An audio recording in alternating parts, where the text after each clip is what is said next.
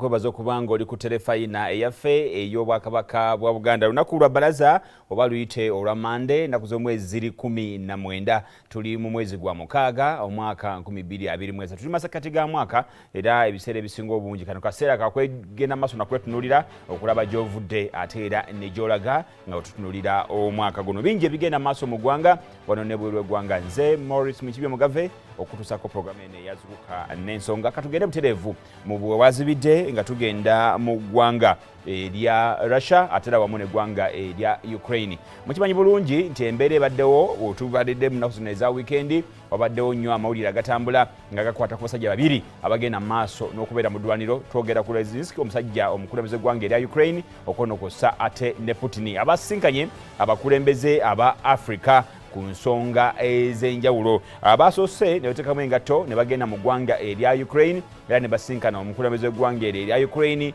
babaako ensonga ze boogera. Ng'ogyeko embeera mwe bamusinkanidde, bangi bagambye nti basoose okubatambuza olugendo oluwanvu ate n'embeera etali nnungi nnyo.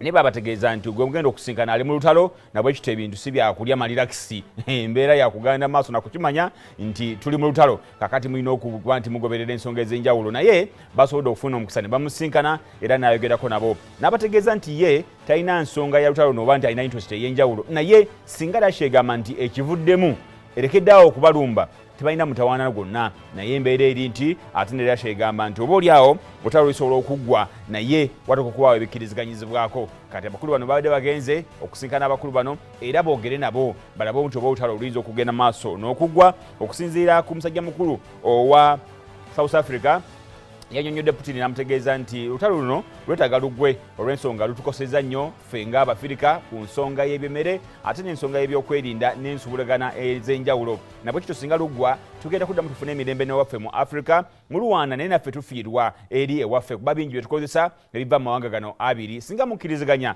ne wabaawo ensonga gye mukwasaganya tusobola okuddamu ne tufuna emirembe naffe ewaffe gye tuli. Twandyagadde mu kirowoozeeko eky'okukkaanya olutalo luno lugende maaso n'okuggwa. Tetumanyi oba abasajja bano aba Africa bye bayogedde n'abakulu bano binaatuukirira oba binaabaako ekyenjawulo kye biyinza okuba nga bireeta, naye nga bataddemu engatto ne basinkana owa Russia ate era n'ow'eggwanga erya Ukraine ne bawa endowooza zaabwe ez'enjawulo. Ffe waffe wano mukadde waffe Lwahana Lugunda yagenze mu maaso n'otukiikirira olw'okuba nti omukulembeze yabadde mukosefukosefu naye n'asindika omubaka yabadde mu nteesaganya ezo ez'enjawulo mu lukuŋŋaana olw'abakulembeze ba Africa nga basinkanye abasajja babiri owa Russia ate n'eggwanga erya Ukraine.